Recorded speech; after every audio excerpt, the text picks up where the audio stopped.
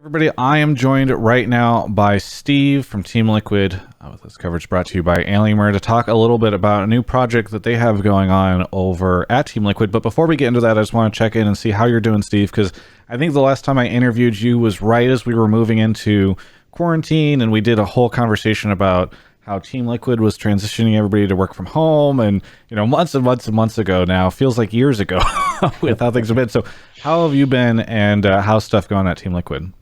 Yeah, personally, I'm doing pretty good, healthy, happy.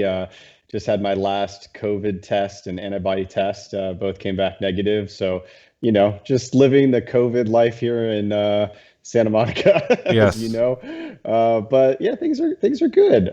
No complaints, and the business is doing well. So fortunate to be in an industry that is resilient to the new work from home, play from home lifestyle. So whew, to feel like I dodged a bullet on that Yes. one. And overall, things are really good. And more so, very excited about the launch for Liquid Plus, which has been like over a year, year and a half Yes. maybe in the making. So it's like, whew, excited that it's finally happening. Well, as a quick aside before we get into it, I will also, and we should say we're recording this maybe a couple of weeks before this video goes out in anticipation of it, of the launch of your product. But hopefully things will still be going as good for your League of Legends team as they are right now, because you guys are tied for first and looking pretty good. So either way, congratulations on the success as well, because I think your team is in a very different place than the last time we talked as well.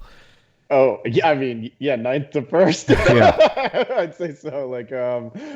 Yeah, that we made some very difficult decisions during the off season and moved what we could, and it's working out so far. But nobody remembers like what the results are in the middle of summer. They know what the results are on the teams that go to Worlds. So that's what the goal is going to be, is to hopefully finish first and And make pick the everyone team. forget spring happened. Exactly. Yeah.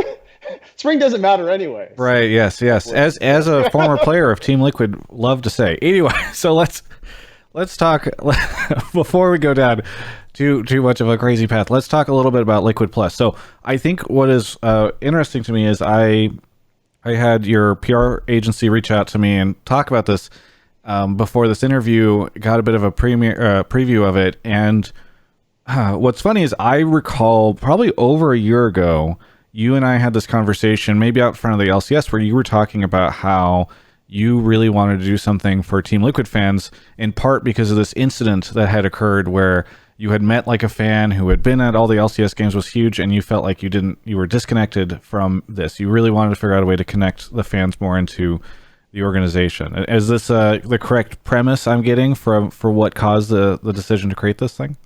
Yeah, absolutely. So I'll tell the story. So I was outside of LCS in the parking lot where they have the whole meet and greet, and all the teams set up a booth. And this young woman, she like sees me, and I see her looking at me, and all of a sudden I could tell she's like, "Oh my God, it's Steve!" Like, and she starts kind of like shaking, and Yeah. like, and so I go up to her. I was like, "Hey, how's it going?" And she's like, "I have been a fan for so long. Like, Steve, I remember when you were playing Soraka back in the day, and I've been following the team, and I was there during the LMQ match at PAX, and like I've been, and my favorite player is Double Lift, and I like, this is just amazing. I can't believe I'm meeting you." And I just gave her a hug, and I said, "Thanks for being a fan. That's awesome, and you've been cheering for us." And then I walked back into the LCS studio, and I thought to myself, I was like, wow, she has been rooting for the TL organization and our players, and like been part of our community for over like 7 years. And we don't even know who she is. Like, we've never been able to recognize this expression of loyalty and like following the streams and cheering for the team and going with her friends and watching games and coming to LCS. And it's like, wow, I kind of feel like an asshole. Like, Yeah. why is it that we just assume fans are just like a Twitter handle or whatever? So that was I think the moment where I was like, okay, we should do something about this. Let's like kind of revolutionize the way that we recognize the loyalty that's expressed by our fans to the organization and our players. And that was, yeah, probably like a year and a half ago or so. And that was kind of the spirit of what was then built. So was that originally in the idea, as you said, that originally this idea of like a platform, like a website or digital platform where people could do this, or was it because I mean you have done after parties and different stuff like that back when events were still a thing, and so I'm kind of curious if this was the initial incarnation in your mind of like how to do stuff for the fans is to create like a digital platform. Yeah, it actually wasn't. It was more, all right, well, what are all the things that we currently do? We have these after parties at playoffs. We do these pizza parties. We did that meet and greet in New York. We have done, actually, I think with you, we did the playoffs thing at in St. Louis, Yeah, where yeah. we had the bar and you did your show. We did a meet and greet and stuff. And so we've always been about like community and like hanging out with our fans. And but then we were like, okay, well, how do we pull off something in person? Well, that's kind of tough. Like, we'll still do events, but how do we do this digitally? And it just kind of occurred that as our fans are exhibiting fandomship to the players in the organization, they are watching a stream, they are watching a YouTube video, they are hanging out in Discord, they are maybe donating to a player, they're subscribing to a player, Right. they are on Reddit, they're commenting on something like, and oh, well, there's basically a digital footprint with all this stuff. So we should be able to recognize when somebody is like watching our Rainbow Six match and then switches over and watches LCS, and that they're typing in the chat on Twitch. And so then that's what kind of said, okay, this needs to be a platform. And then what kind of platform does it need to be? We don't want to have people like go to another thing that's annoying. Like they should be able to communicate on the platforms they're used to, like Discord and Twitch and stuff. And so that's where it kind of started to evolve into, well, this is something that kind of lives on the side that is enabling us to recognize all this behavior, but it's not something you have to like go to every day. Right. It's not like you get to, because I think a lot of people think of like content platforms like, oh, well, now all this exclusive stuff is going to be on this third party platform instead of like where I usually go for stuff. And we didn't want to like make all of that. We just wanted to be able to say, hey, we see you. Well, Like, and yeah, and I think that leads to like kind of the discussion on how it works, right? Which is basically, from what I could tell when I got the preview, you just log in, you like the same way people are used to connecting accounts. In a lot of cases, you connect like a Twitch account or Twitter or whatever, and then you like the platform just starts passively sort of checking whenever you're doing stuff that is Team Liquid oriented, like watching a stream or whatever. That's exactly right. And then on it just basically like accrues Liquid Plus points. So, if they come to my channel and they're in Twitch chat and they type something, they get points. If they follow the stream, it gets points. And then if somebody replies to my Twitter, then it has points. And this so also like works for your players, right, Steve? Not just you. This whole platform is not just built around promoting your social channels. Yeah, it's like you had this interaction with this fan who was so pleased to meet you, and you realized you needed to find a platform so that other fans of you could meet you. That's what I'm realizing. That'd be very self-centered, but yeah. So our players for sure, and it's like, it's kind of it's a like an activity tracker. Like if you fly on Delta Airlines and you accrue points for every flight that you have, right? Or I'm a big Starbucks guy, so like I have my Starbucks rewards card, and so I like earn points every time I go to Starbucks, and it tells me like what I ordered and a reminder that I drink coffee every day. Yes. So it's kind of like that in terms of just being able to recognize the behaviors that fans were already doing to show like their affinity to a player or the organization. So then what do people get for the points? Because you reference these rewards programs. Normally, these rewards programs, you get like upgrades for stuff on Delta, or I actually don't know what you get for Starbucks, free coffee, I assume. But yeah. What do you get with this system? Yeah, so we've broken it out into two types of things. One are experiences, which pretty much anything that we creatively come up with by actively listening to the community and saying, oh, well, this would be really cool. And so it could be, all right, do a one-on-one session with Broxa, or a private coaching stream with one of our players, or once post-COVID, come out to the Alienware training facility and hang out, or go and watch our Counter-Strike match that we're going to be hosting in wherever, Yeah. or fly, anything that's just experience-based, whether it's digital or in person. And then the other is rewards and drops. So these are just redeem for a Team Liquid customized hoodie, apparel, kind of like things, or maybe you like Clash Royale, so you get gems that you can redeem for, or Steam credit, or V-Bucks if you like Fortnite, or RP if you're, Right. and so it all kind of connects based on what game, and you can go and get those drops or rewards.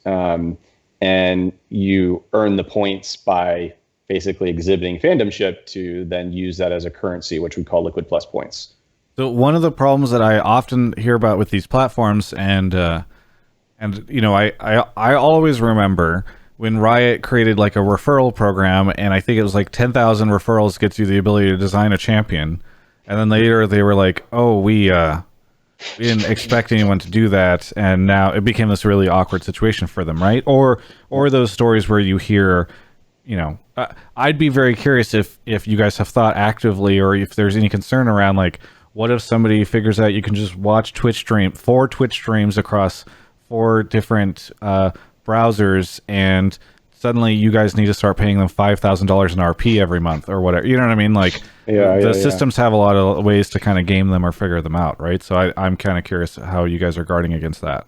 Yeah. So we recognize that could be a potential issue, and we've set up a lot of, engineering of the platform in order to curtail the possibility of those things happening. And part of it too is a lot with like the formula that's used in order to do the point to actual, like, let's say dollar value. And there's some flexibility that we have to adjust that if there are cases of abuse by figuring out some activity that allows you to, get more points than you should be able to. And the other piece of it is that we have statuses. So basically a status is kind of like, for AMX users, you have like the black card and Right. platinum and the green one. And for us, it's very similar. Like, you rank up in certain statuses based on your activity and fandomship that you're expressing. And then once you're in that tier, then we see who you are, right? So we're reaching out and establishing a conversation saying, hey, like, and having that kind of customer service and conversation with the organization to, like, say we recognize you. And so there's some things that we've built in based on hitting certain tiers and status that basically unlock different kind of point value formulaic stuff. But we won't be able to curve against all of it. Like, this is a new platform. Like, we're the first esports organization in the world to come out with some sort of system for this and platform for this. So I'm sure we may mess it up a little bit, but we'll fix it along the way if we run into things. Yeah. Well, I guess I should also ask, are there costs associated with this? Is it, I assume it's free, but I don't know if there's like a premium version of it, or I don't know, how do you guys monetize it essentially? Yeah. So for us, it's free. There's no cost.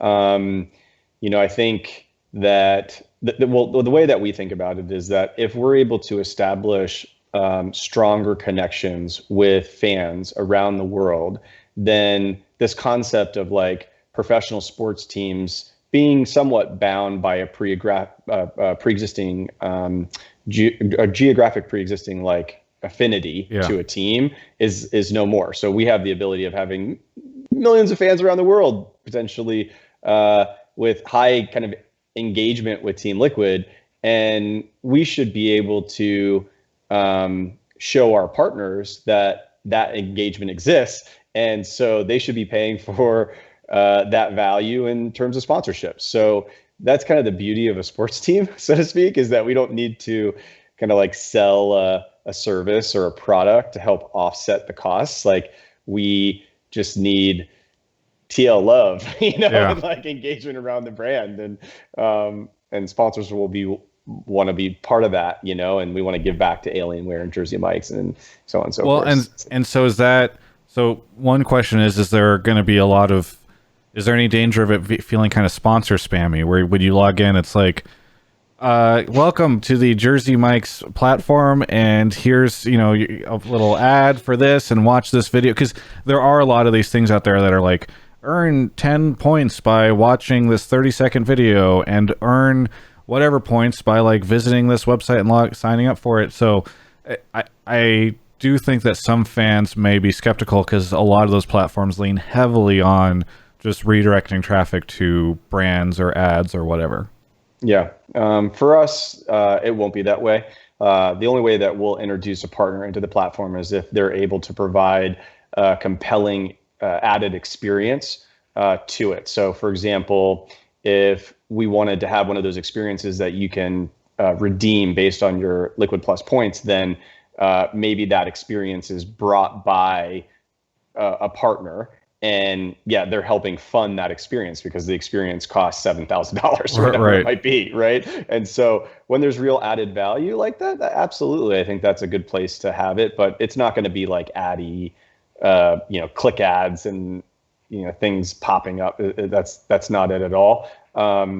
We view this as like our stadium, so to speak. Like, this is where people come together and talk and cheer and for Team Liquid and our players, is a big part of it too. So like, if we're a sports team, they have the costs associated with their stadium and stuff. And for us, like, this is where that conversation comes to bear, even though it's already happening in Discord and Twitter and Reddit and all the other places that they're used to conversing. How many points do I need to get an Alienware computer? Ooh, I don't know that answer off the top of my head, but I don't, at the current time, we don't have PCs because, we got to figure out how the points, like, to your point earlier, like, yes, we got to make sure that we don't put things in there and then, a little dangerous. Yes. Yes. Team Liquid unfortunately went bankrupt today when they had to pay out 100,000 Alienware computers. Okay. Well, trying to think if there's anything else. I mean, is there anything you can tease about the future of the platform, or maybe that you think we haven't really hit on yet? Yeah, I mean, I think one of the areas for us is just listening and learning as we build this, because this is a new platform.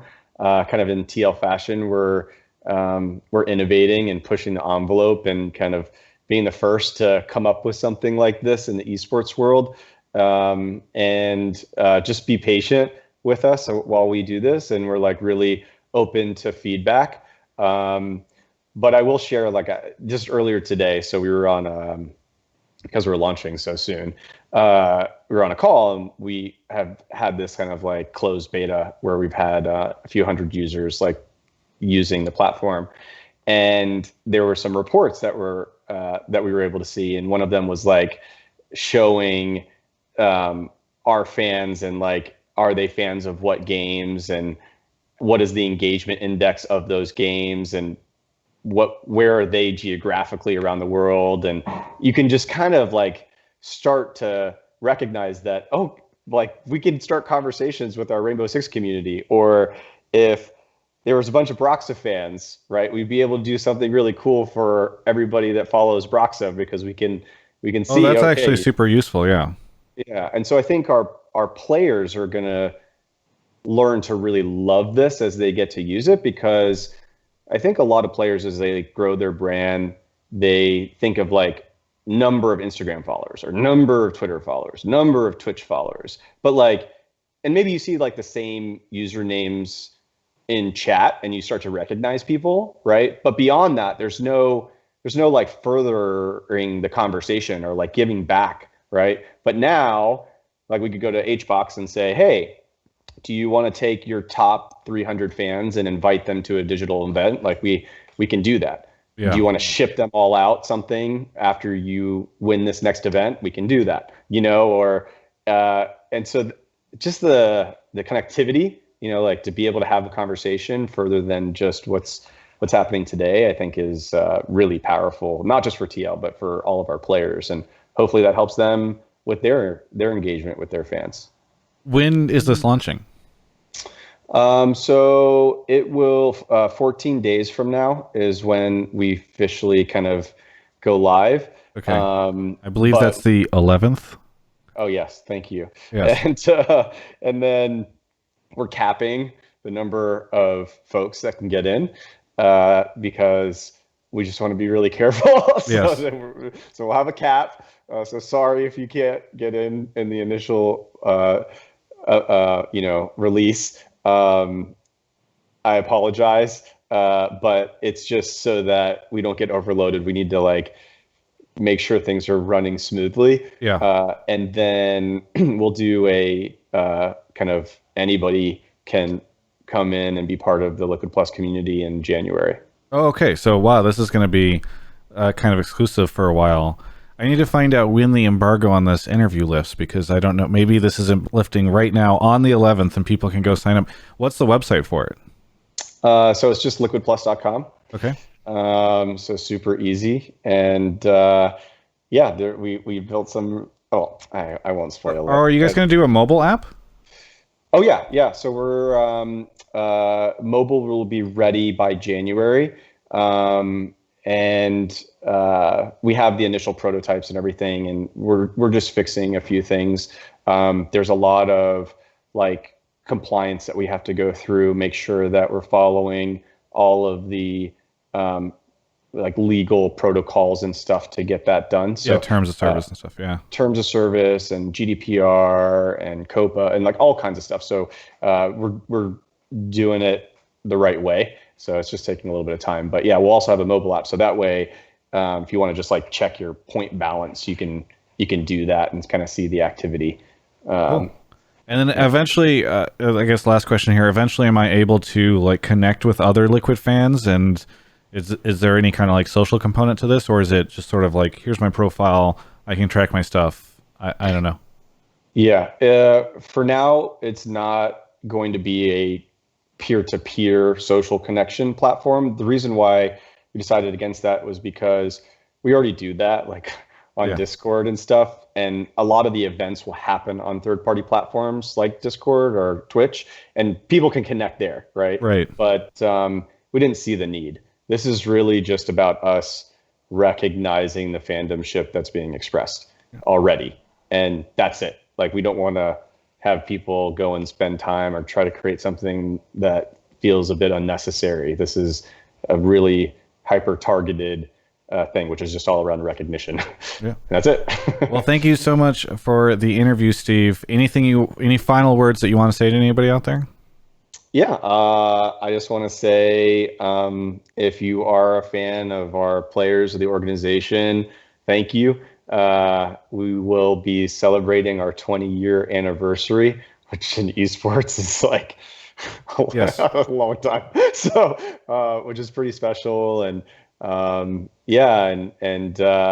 if we haven't recognized kind of all the things that you've shown, either buying player merch or subscribing or all that stuff, like we will be able to. And so thank you in advance and appreciate your support, and love you guys. Yeah. Well, thank you so much, Steve, for the interview. Looking forward to seeing this launch in such a short time.